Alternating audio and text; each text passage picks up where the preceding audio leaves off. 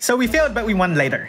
New trailer. The voice acting was good. Definitely a step up from Crystal Core Cannon! The new story event has a cool key visual and begins and ends the same way. What an amateur mistake. Imagine messing up something as basic as text. It's just embarrassing to look at. I mean, look at this. Either way, we finally get to see Deoxys?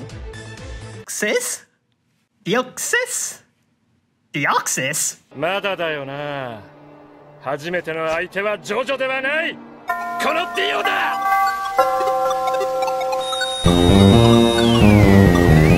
March 23rd isn't this week, but still, we can pretend we don't know what he does.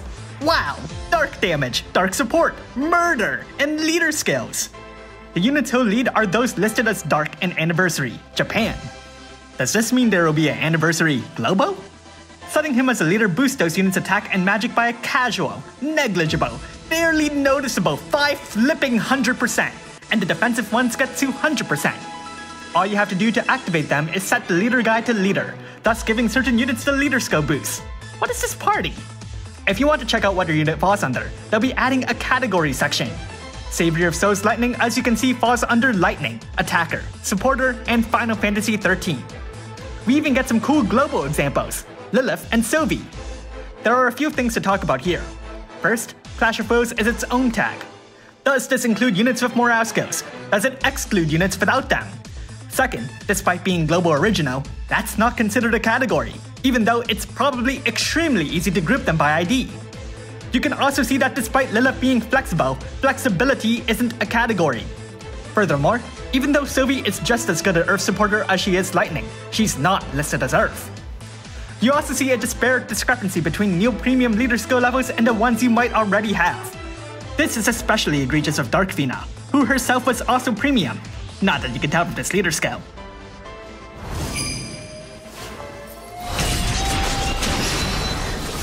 Our dance ends here. This is just a completely different person, isn't it?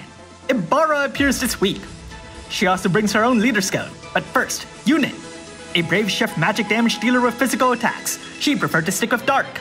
With powerful self-killers and 2 others for your team, she looks to serve well in both morale fights and out. You can tell that her limit burst is just very casual and low-key, only inflicting imparos and giving herself tremendous killers before hitting the enemy. The question is if these buffs will last for her brave shift as well, or if it's just to boost her base form. Her leader skill isn't as even as Deoxys. The attack buff is significantly lower than his, 300 to his 500, but still higher than any of your own units. The defensive ones are the same, but the magic exceeds it at 550%. This leader skill won't actually be added until after Deoxys appears though. Trustmaster rewards are pretty cool. Oh look, a level 1 vision card, she's premium, yay! I love the pattern of premium, just so popular and fun! The vision card itself doesn't actually have the highest stats, 470 when most are above 600, but it makes up for it with 2 other nice passives, limit burst damage and a chain cap boost. For the record, it pretty much exists to show up the premium Tidus card, but there's no harm in having both anyways. Even though the stats are lower, you can likely make up for this by choosing better equipment, which of course will depend on what you've got. By the way, here's her story event. It involves some guy named Yuki. I prefer Yugi. This will surely be an incredible follow-up to her highly memorable story the first time around, which everyone has no doubt experienced 2 years ago because everyone here witnessed it.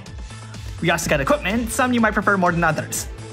The Clash of Wills boss Nabunoga. I actually like that name almost as much as Giorno Giovanna. They very casually tell you to bring the cool, limited units or the new premium Ebara, but with a weakness to fire, ice, and dark, you've got a fair amount of choices. Not to mention the week after that. The reward equipment is getting even better. This is great. Hey, try to say their names out loud. The Conqueror Yeah, I know, that's why no one does that. Magister Celestine Crown of Will Plus. Okay, thanks, you can stop now. A daily free 5 summon with the Ebara you probably won't get. But you'll still get the first Ebara for free, which is cool because I did not have her. There's also new updates. Fight Dark Vision's bosses after the ranking event has ended. You won't win or lose anything, so it's all about trying stuff out. Dual wielding also finally gets buffed to 400%.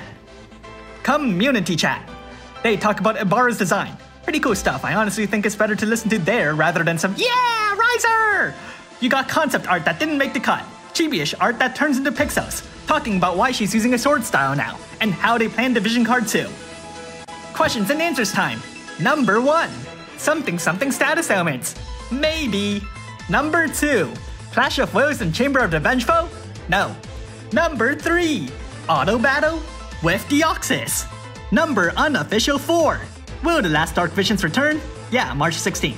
Number unofficial 5. Is Premium Ebara limited? No.